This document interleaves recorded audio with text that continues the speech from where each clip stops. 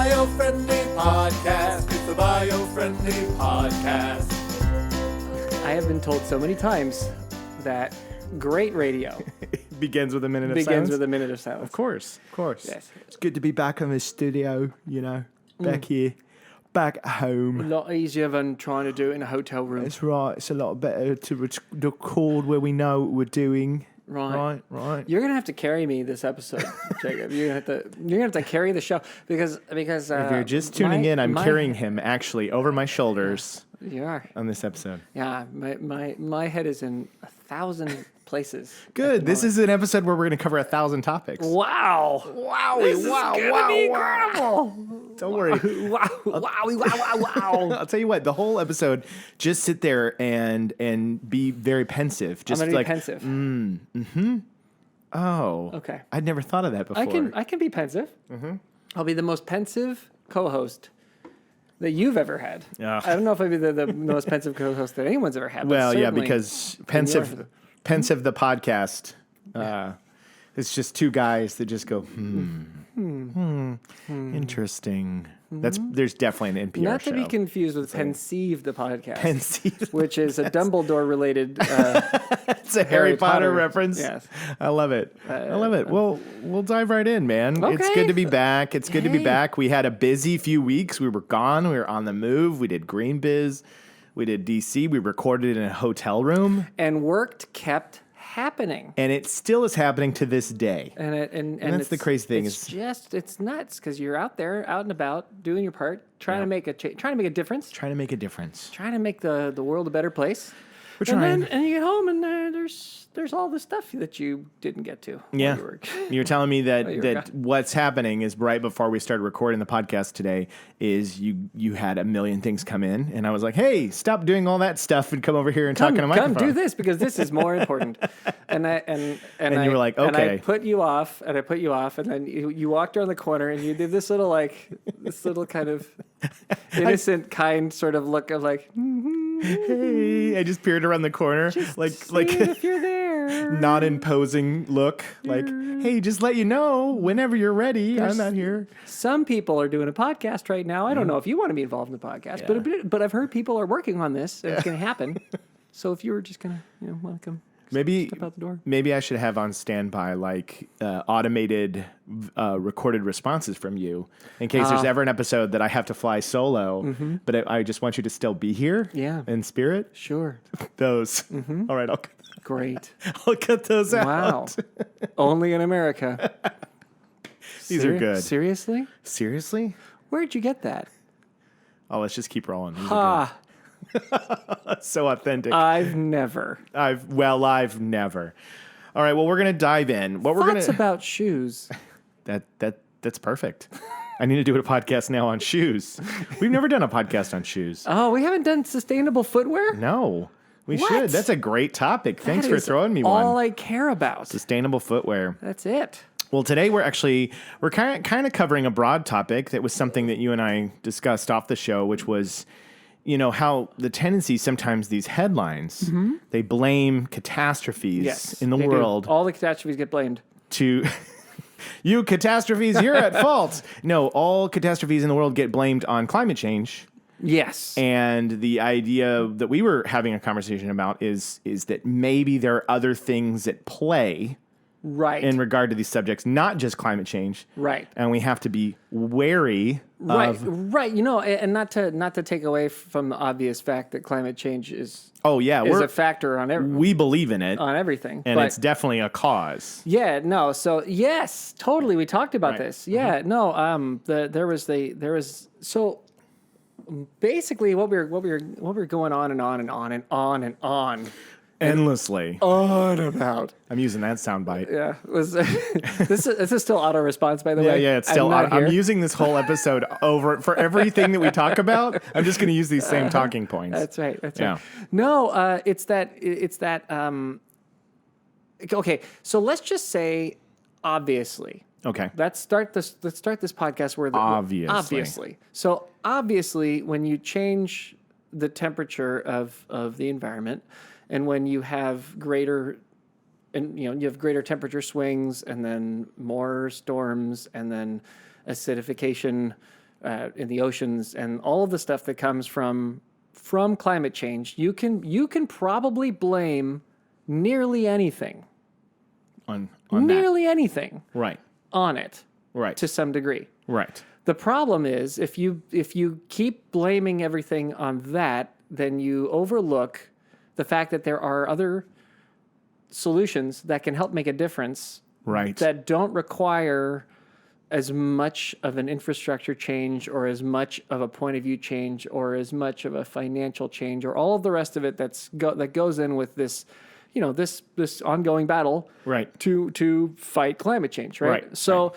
and if you just say, well, that's because of climate change, well, then it stops you from looking at, okay, well, what else can we do? is it? Right. What else is going on that's making this happen that can Right. be stopped immediately, Right. that can be fixed in a hurry, that we can look at and fix now by saying, okay, yes, true, got it, obviously. Yeah. Climate change is a factor. Yeah. But let's take that away for a minute and look at what we can do now to make a difference that is beyond climate change. What else are we doing? Exactly. And I'm going to give you 3 examples. That was all auto response. That was all her response. I can't wait to case cut that someone out were- and play it again. Now I'm going to give you 3 examples. Do you want me to list all 3 up front that we're going to drill into? I am on okay. it. Okay. All it. 3 topics. So All these right. are 3 things that you often hear that people say, oh, it's climate change. One is coral reefs are dying, Right. It's right? climate- Coral reefs. Climate It's change. climate change. Yeah. Number 2, Yeah. the bees. We're losing bees. Bees are falling apart and they're dying and we're losing bees. It's all climate Yeah, change. it's climate That's change. number 2. Yeah. Then number 3 is there. You maybe never heard this one before, but I found it while researching. There's too many jellyfish. There's too many. It's way too many. Climate change, man. It's too many jellyfish. We have too many jellyfish, and it's climate change. It's climate But those change. are the 3 examples that I found. And what we're going to explore today is, of course, like you said, like Noel said, that I'm going to use that audio later. Yeah. Not in this episode, by the way. I'm not going to No, use no. that audio in this episode. I'm actually going to cut it all out, just so it just seems like you sat there for a minute quietly. No, but love it.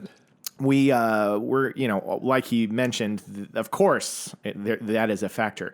But I know that for you, our audience, and the many people that we met over the time of GreenBiz and DC, people that we talked to, so many people in this world feel overwhelmed. Like, what can I do? I can't stop it. When you hear that the coral reefs are falling apart, you're like, if only we could fix climate change so that I can see the coral reefs again. Because you feel like that's the only solution. But actually, topic number 1, there's a lot more causing problems with the coral reefs than just climate change. Yes. And you know what that is. And if you fixed those, Yeah. you would would definitely improve the chance. you would give the coral reef a chance. All we are saying is give coral reefs a chance. There are so many. This topic of we need to look at this a little deeper, and the coral reefs are a great example, right? Yes. There's lots of things that cause damage to the coral reefs, Right. completely beyond climate change. Yes. Tourism is destroying the coral reefs. Unfortunately, yes, that is a big, huge problem. Is just people wanting to go see it. There are so many islands in that area. Yeah. Like that. You're talking the South Pacific is island central of the world. Yeah. Australia is the largest of many, Yeah. some massive, but also very small island. And there are boats and there are people on boats and they're visiting not just from Australia, but from all over the place. All over the world. And they're bringing what you bring on the bottom of your boat Millions of people a year. to the coral reef. Yeah. And look, it's a beautiful place. It is. Why wouldn't you want to see it? It's gorgeous. It's amazing. But maybe we've got to start finding some limitations or figuring out some way to cool that down or control a little bit how many people are getting in up and on in about and around and inside of the coral reefs. And newsflash, they're on YouTube now. So just go go watch it. So I'm same. gonna throw It's this the out here same. right now. Just go ahead, load that YouTube video up on 1080p or 4K if you can, and watch a diver explore the coral reefs. And that's basically like being there. That's the so same. look, you don't need to save your money. Watch coral reefs on YouTube. No, that's half joking and half serious. But tourism and sunscreen. I know in one of our earliest podcast, we covered something about sunscreen in the coral reefs. I think it was for like an Earth Day, protect the species because coral reef was in there. Yes. But I don't know if we ever got into the numbers of how much sunscreen goes into that water. And I found them this time around. It's pretty dramatic. It's yikesy. It's yikesy. It is. Research tells us that 4,000 to 6,000 tons of sunscreen enters the reef every year. Yeah. Yeah. That's a lot. That's a lot of sunscreen coming off what you think to be a thin layer of film on your skin. Yeah. It's just washing off, and it's divers, it's tourism, it's people, because all these climates and places where people can see the coral reefs are hot and sunny, and people block it up. Yeah. And they go swimming, and it runs off, and it's a real problem for the coral reefs. Right. So, like, here's a couple things right away that you could do if you were Australia. Yeah. Right. You stop wearing sunscreen. First of all, only people who are tan. And if your skin can handle it, by all means, jump in. Yes, and able to survive sunburns. Yeah. May visit the coral reefs. Everybody in Norway was like, "Oh no, there are sunscreens that you can wear. There are options that are available. I'm sure you have several that are on you, but zinc based sunscreens are a great example of sunscreens that you can wear without causing damage to coral reef. Yeah, but these options need to be made available and need to be almost.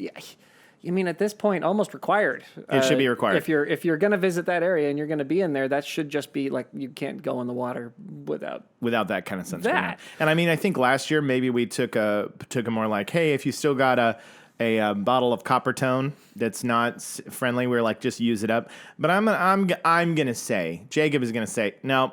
Get the good stuff. Get the stuff that doesn't have the oxybenzone in it, because look, we got to make a difference. Toss it. Get the good kind. If you got a splash left in the Coppertone that's bad for the thing, I'm sorry, man. We got to start asking some bigger asks, and picking up a $2.99 bottle of sunscreen that's not going to hurt the coral reefs is just all I'm going to ask. Okay. So I'm throwing it out there. That's a big ask. It's a big ask. There's somebody listening right now who's like, sunscreen that's $2.99. Where are you shopping? I don't think it costs that little. I've been at the $2.99 store. And they don't have the coral safe sunscreen. The $2.99 tree? Yeah, the $2.99 tree. So anyway, I know this is something that you've been passionate about since I've known you. He's a big believer and lover of coral reefs, and I am too. Yeah. So Runoff? Yeah, runoff. So like water, right? Because your Queensland has, it's an area that has lots of droughts and lots of floods, and all of that jazz that's sitting that's just on the streets and on the ground everywhere else, rolling down into. There's a really cool. I mean, granted, this is a complicated and expensive solution. Yeah, but bring it. We're about every kind of solution. I just told them to throw away their sunblock. Let's hear yours. Mine's a little more, little meaner. Step 1, throw away sunblock. Step 2, take it away, Noel. Step 2, my dad had this idea about, they have a lake in Australia called Lake Eyre. Yeah. Which is not always a lake. Yeah. It's a watery spot. On the map, it looks like it's always a lake. Looks like there's this little lake kind of in the middle of Australia. Okay. But sometimes it's just desert. It's just a desert ground. Right. But when it's filled with water, which happens every so often, the area around there becomes more tropical, gets more moisture around it. You get more green, you get more grass, and then Australia becomes kind of a different environment during the periods of time when you get water in there. Sure. So his theory was, if you were to, when these floods happen in Queensland, if you were to create a pumping system that instead of having it roll down the ocean side of the mountain, if you were to create a canal system and a series of pumps to pump the water the other way so that it goes down the other way through canals into Lake Eyre, so that you're keeping Lake Eyre full with that water all the time, you would terraform Australia. Do that. Yeah. Ladies and gentlemen. And then you'd have less runoff. Throw away your sunblock. Step 2. Terraform Australia. It's the so easy. It's the easy so things. simple. So simple. Let's do it. That reminds me of one of my favorite. It could be done. It's a government project. It could be done, but it's not going to be done by us today. It can be done. It could be done. So if you're listening and you have the ability and you have the billions of dollars, number 1, send us a couple hundred, and then 2, do that. It was so funny because our whole thing about this podcast is what are simple solutions that you can do? What are little things that you can do in your everyday life to change how you are? And it's also, but this is an onion of an episode. It has layers. It has layers. I don't mean Onion, the parody news site. I mean, it has layers in that it's also about what are the things that are not necessarily all climate change. So that it's just educating them. Just examples, so that in the future when you hear, well, that's because of climate change, say, okay, granted. Right. But what else? Right, because what you could really see the core of this episode is how to win an argument at a party. Like you're at some party and some guy in the corner is sipping his Pinot Grigio and he's like, well, actually, climate change is causing the end of the coral reefs. You could be like, yes, but, and then you could come in and you could win that argument. And you could drop some bombs. You could be like, oh yeah, well, what kind of sunscreen do you use? Are you building canals in terraforming Australia? Are you building a public canal system to fill Lake Ayr so that you can terraform Australia? Are you? Jerk? Huh? Yeah. Get out of here with your Pinot Grigio. So cool, but you're just a Deutsch. So that's one. Now we're going to move on to 2. The bees. The bees. Bees on Van Nuys. Bees. That's a commercial here on in Los Angeles. In Los Angeles. Anyway. And now it's going to be stuck in my head. I'm so sorry. I'm so sorry. But so bees. This was something else that has been passed around a lot online. But this was a lot that once I started to go into about the problems, and I think some of it's going to surprise you. I'm in. Are you ready to be surprised? Drop some knowledge on me. Okay, so there is an article that has gotten a lot of traction online, and it spread everywhere. It has a lot to do with our wireless phones and the technology we have and how it's interrupting bees' flight patterns and causing all sorts of problems. Yep. And there is truth to that. There is truth to 5G towers for the birds and the bees and birds and the bees. It's a fact that 5G towers help with the birds and the bees. Birds and the bees. Ask your parents. Oh, no, they hurt the birds and the bees. They hurt the birds and the bees. Oh, no. Ask your parents. Yeah. Now think about it, guys. Yeah. See? Whole new levels. You should be paying attention. Whole new levels. No birds and the bees with the 5Gs. No birds and the bees with the 5Gs. There's something called colony collapse disorder. It's known as CCD. That's been there have been scientists researching what has been causing colony collapse in bee communities for decades now. Yeah. And in the mid 2000s, there was a lot of research about the cellular phones, and there was this guy who did a test. He was a researcher, his Swiss researcher, and his last name is like that football player. It's Favre. Oh, Favre. Yeah. So he basically did some research. He put a phone in a hive with some bees, called it. It really bothered them. They got out of there. And then, he kind of did some experiments. And so that caught some attention online. But then other researchers were like, yeah, but what happened when the phone wasn't being in use? Right. I mean, maybe they were just alarmed by the sudden buzzing in the middle of their hive. And so other scientists said, well, that too much credence was given to that being the cause for CCD. Fair. So they were saying, yes, it's a factor. We definitely have to know that flight patterns of bees and birds is a problem. But one of the biggest things that has caused CCD that they found. Yes. Anticipation. I'm anticipating. Excited. This suspense is destroying me. Varroa mites. Varroa mites. Yeah, it's a type of insect. It's almost like a tick for bees. So listen to this. Varroa mites are native to Asia. Bee ticks. Yeah, and they were first found in the U.S. soil in 1987. Okay. So they're parasite mites. Right. And basically, these have been causing this. The USDA lists this as the number one stressor on the U.S. bee population, and so they think that plus pesticides. Yeah, new pesticides are a big problem. Right. And they think that there is an aspect to the technology and the wireless signals. Yeah, there's been more than that one test. Yeah. There's been tons, dozens of tests. I actually have one right here. Radiation. Right here, radiation from cell phones, Wi-Fi is hurting the birds and the bees. Yeah. 5G might make it worse. So yeah, it's definitely causing flight problem patterns. But I always love that, by the way, when people put could cause or might make maybe question mark could possibly blah. Right. And then you go, oh my God, we're all going to die. And then you read the article and they go, there's no evidence by no, but there is significant evidence that there's some issues that there may be at least causing problems, if not, maybe it's not causing the collapse. Yes. But it certainly affects their ability to do their job. Yes. To do their job. And one of the only reasons why I brought up the other things as well is that I thought this was fascinating. Yeah. So that article, the one that I found about the guy's test was done in 2011. Yeah. And since then, so this is more recent. One of the main reasons they know as a safety, what do you call that when you have an experiment? You have one of the results is unchanged. It's anyway. It's the control. Control. Yeah. The control that lets them know that it's not just the technology is. Yes. Here's where the story wraps back around CCD. Australia.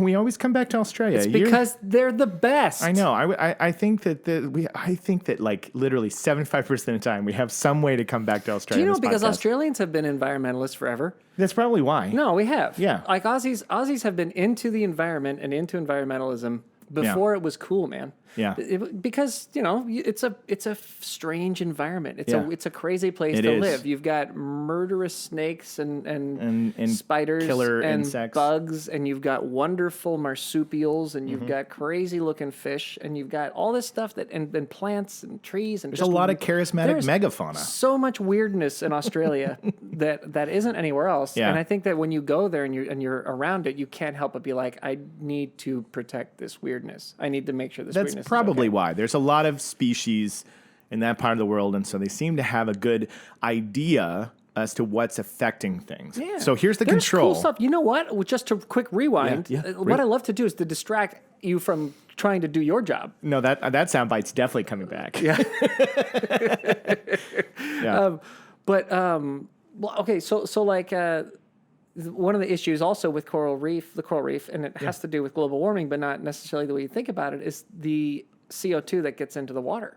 Yeah. Right? Yeah. Because we talked about that on our travels. Trip. Well, all that CO2 in the water makes it more acidic. It changes the pH, which also causes serious damage. Right. Right? Yeah. So Aussies have been putting, I've been putting this, algae and kelp and plankton and all sorts of different things in the water to try to do something to fight that particular thing, because those, when they photosynthesize, they require carbon dioxide. So take it directly out of the water. See? So Aussies, man. Mm-hmm. So back to that, full circle. Here's where the story wraps back around to CCD, which is colony collapse disorder, which is different than missing flight patterns. CBD. Yeah, CBD. CCD, colony collapse, means they do not return to the hive, causing the colony to collapse, and that's been an issue in the U.S.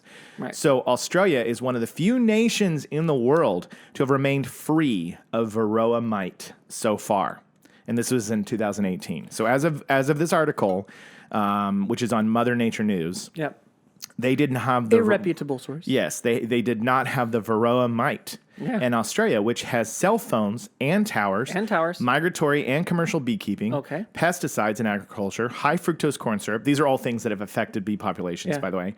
They have had zero incidents of colony collapse disorder. So that's the control that everybody's going, ding, ding, all ding, these other ding, things ding. are a factor, and they're definitely causing issues with the bee population. But there's nothing that has been worse for bees in the United States than the varroa mite. And they're experiencing global warming in Australia, as evidenced by the horrific fires. Yes. So it goes back to our point, which is, if you hear that the bees are dying, you shouldn't assume that, it's just climate change. There's nothing we can, or we have to change the entire ecosystem in order to save them. No, there's stuff today. We can do now. We can destroy all varroa mites. You have first, step one, learn how to beat a varroa mite. You have to shrink down Ant-Man size. And then you got to suit up some Ant-Man armor. Right. And you got to go fight all the varroa mites. You got to learn how to fight too. Yeah, you got to learn. You got to train. Because you can't. Yeah, you got to do the maybe train the Mr. while, Miyagi time. Train while you're full size and then shrink down. Because I think it's a lot harder to find a small trainer. Probably. It's a lot harder. Train full size, and then when you know how to train, then shrink down and train small size also. Yes. Just to be sure that yes, I think do your calisthenics and make sure you can move at small size and that the same kicks have the same power at that size. Right. I mean, if we've learned anything from Ant-Man, it's that when you get smaller, you get stronger. You do. So you got to practice those moves. You got to practice moves. Otherwise, you're gonna just you'll kick too hard and you won't know what you're doing. This podcast is full of nothing but accessible, easy tips for helping fight these problems. This is the least biofriendly podcast we've ever had, and our audience could never be larger than it is right now. That's so true. No, it's actually great. I think, in all honesty, our jokes aside, remember we are tangential, but worth it. Exactly. Yeah. Well, we were last year. This year we're not anymore. This year it's not worth it. Yeah. Oh my Stop being worth it. Oh my gosh. Well, okay. So the very last one. So that was the bees. Okay. So is there an answer to varroa mites anywhere? I mean, because you totally dropped knowledge, and I had no idea about the varroa mites, and I'm really excited. Actually, to have learned that that's a thing, and maybe we can give a simple tip to our biofriendly podcast friends. We can. Today. I have it. I thought this through. Wow. Maybe today we could give a tip to the biofriendly podcast fans. Bees need all the help they can get. Wow. From domesticated honeybees to their many wild cousins. You get no disagreement. Yeah, and it's from me. And it says in here, thanks, Christopher Walken. I'm so glad Walken came on the show today. Most Americans might not, this is to your point, Americans might not be able to protect commercial beehives from mites or viruses. It's saying not all of us can shrink down and fight them. There's only one Ant-Man. Well, there's also the wasp. Yes, Ant-Man and the wasp. So but there are still small things anyone can do to benefit the bees. For the benefit of Mr. Bee. Mm-hmm. Avoiding outdoor insecticides is one option.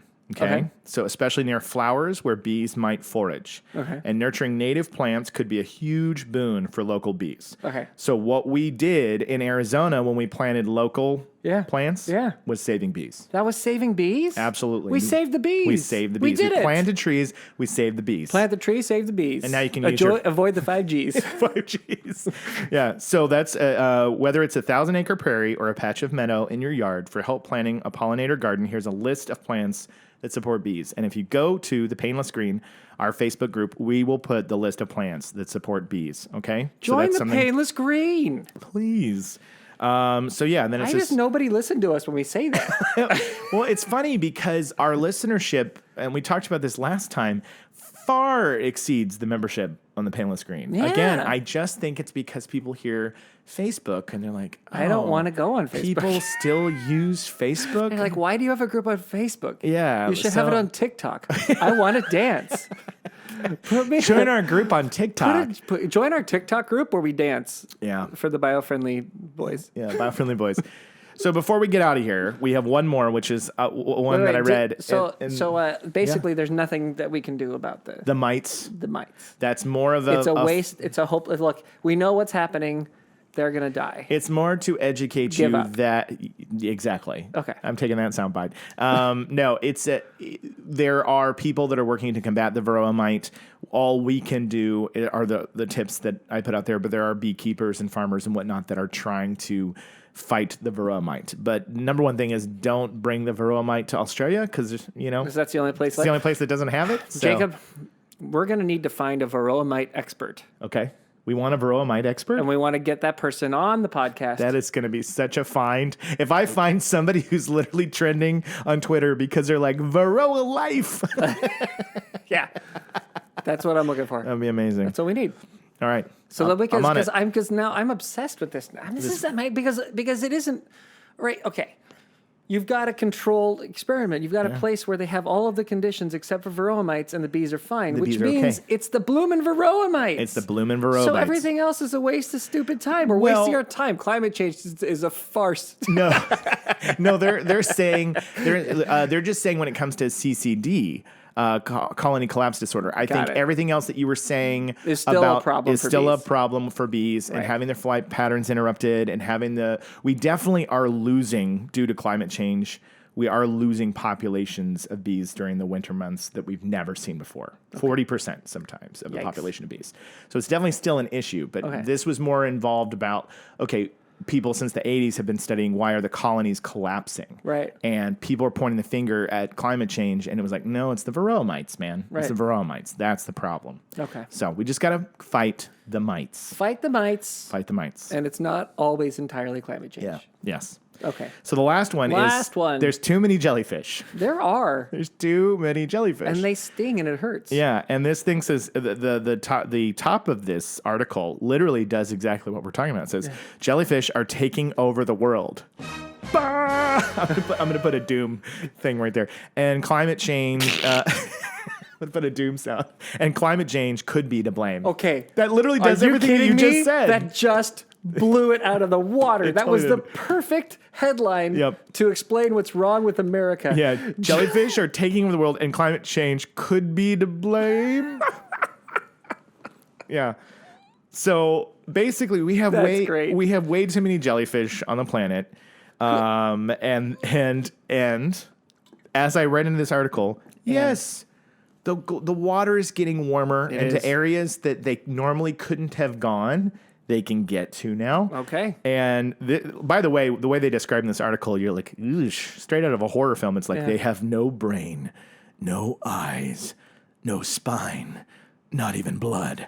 But they have a remarkable capacity to reproduce and can pack an impressive sting, both literally and figuratively. Yeah.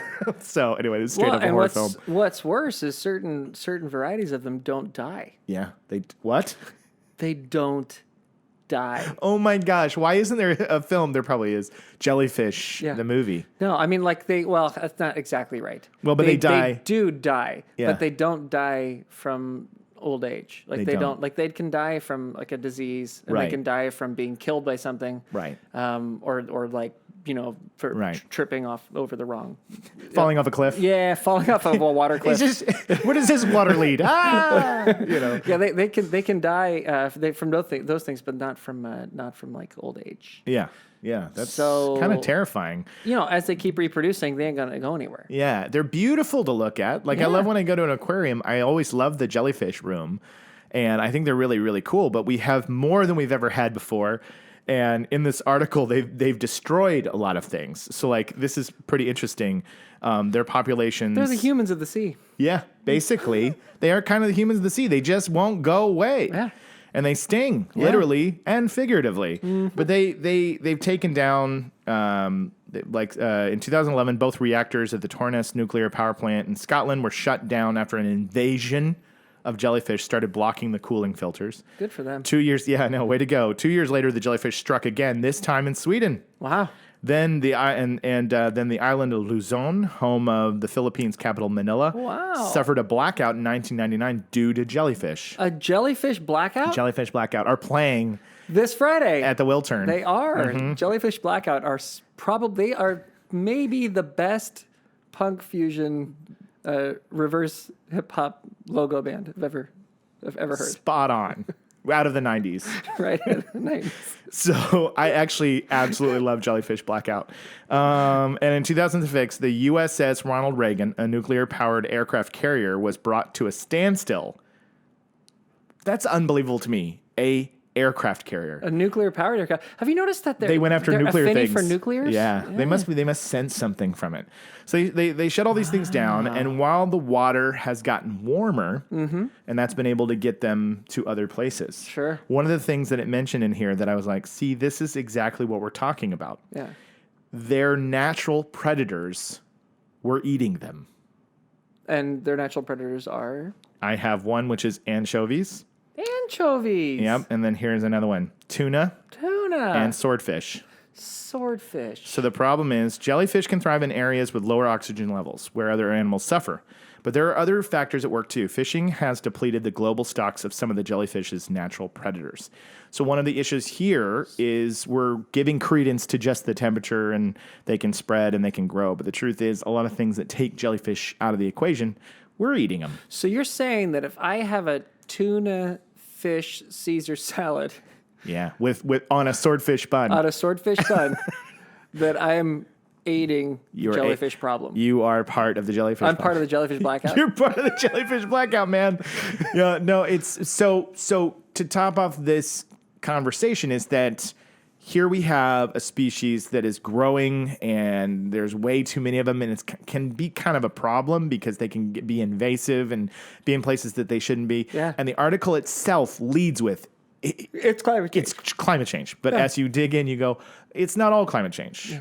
We're also eating the things that are killing the jellyfish. So, maybe have less Caesar salads. Less tuna sandwiches. Treat yourself to a tuna every now and then. And know that if you have a nuclear-powered bathroom, they will probably going to find get clogged. You. If you go surfing in a nuclear suit, then you're going to get stung. You're going to get stung so bad because they're going to smell you coming a mile away. Right. If you become a radioactive superhero... Oh, yeah. And you're trying to save things underwater, you're in trouble. Expect that the jellyfish will attack you. You're going to have a jellyfish blackout. You're going to have a jellyfish blackout. Gosh, I love that so much. Why is that great? I think we have to have another. I think we've in the course of this podcast we've started about 35 bands, and that might be in the top 5. That's definitely one of the best. Jellyfish blackout. Jellyfish blackout. It sounds like sounds like a band I want to hear. It sounds like a band that I have a cassette tape that's handwritten, and I got real creative with like the spirals on the letters, and it's like, oh man, you want to borrow this? This is Jellyfish Blackout. You have Jellyfish Blackout? Nobody has a copy of Jellyfish Blackout. Oh, it's so good. Yeah. But what did we learn today? Well, we learned that Neil Diamond was involved in the most expensive divorce in history. Was he really? Or are you just making that up? Yeah, he was. Well, really? I don't think it's anymore. I think he was surpassed. But yeah, I think for a long period of time, he was the most expensive divorce. And do you know what he said about that? I mean, we learned this today, so we may as well just repeat it. Yeah. How many people do you think, I wonder, are like rewinding the podcast? When did we talk about Neil Diamond and his divorce? Why did not remember talking about that? What? No, ladies and gentlemen, sometimes your host Noel can be an idiot. Well, no, sometimes your nose hole. Your nose hole.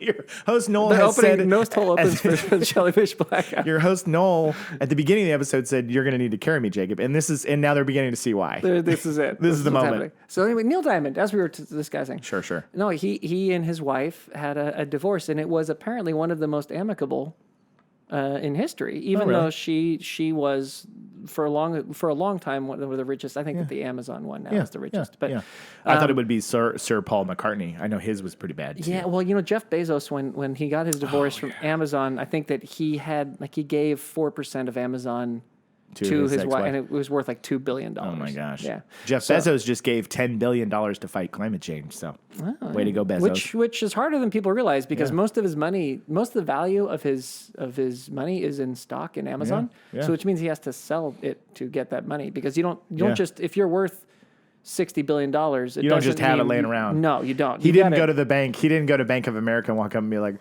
"I'd like to make a withdrawal, please." And like, how much? And he's like, $10 billion. $10 billion. Want to fight climate change? No, he has to either get a loan against his shares, or he has to sell his shares, or he may have some property that's leaned on by his shares. Or he can get it. Don't get me wrong. Don't get me wrong. Jeff Bezos can get $10 billion. He can get it. He can get it. But it's not as easy as people think. But my point is. Back to your point is, Neil Diamond said when he divorced his wife, because people said, "Are you upset that she took so much of your money?" Because she took half of his money at the time. Right. And he said, "No. Then why would I be upset that she was there with me? We did this together. This was a team effort, and then the relationship didn't work out together." And I thought that was a refreshing take from a person who lost $100 million. Very refreshing. Because he didn't actually lose it. That's his point. Yeah. He didn't lose it. It was hers always. He's just saying, well, it was hers. What a sweet Caroline. And now we've all learned something about Neil Diamond. And that's how you can fight not climate change. Well, I'm sure that Neil Diamond would fight climate. He's probably fought climate change. He probably does every day. I bet if we had Neil Diamond on the show, Neil, come on the show and talk to us about what you're doing to help climate change. I'll bet he's done more than a lot of people. I bet you so. Yeah. Let's look it up. Okay. See if we can get Neil Diamond. I'm in. This has been the Biofriendly Podcast. I'm your host, Jacob. And I'm Noel. He's also a host. I'm also a host. And we are your beacon of light in a gloomy environment. Not just charismatic megafauna. the other one, which you have written on your phone. Should I pull it up? I mean, you can if you want, or we can just walk away here because we know we have jellyfish blackout. Jellyfish blackout. I think that needs to make it to the end. I think it's a good one. Jellyfish blackout is jellyfish blackout. Is a successful. And then you have it's in there somewhere. Where did I even put it, man? Somewhere under Biofriendly notes, maybe. Biofriendly notes. No, it's not in Biofriendly. It's something about a parasympathetic nerve. Yeah. Ready. Yeah. Greater parasympathetic nerve activity. Oh, such a good one. You guys are the best. For me carrying you did great on your own, I must say. So well done. So now I got to get back into those 1,000 stupid things. Let's get back to the 1,000 stupid things. We love you guys. See you next time. Don't eat tuna. Or swordfish. Or anchovies. Or anchovies. Yeah, and kill the mites. Fight the mites. Fight the mites. Here we go. Well done. It's the Biofriendly Podcast. It's the Biofriendly Podcast.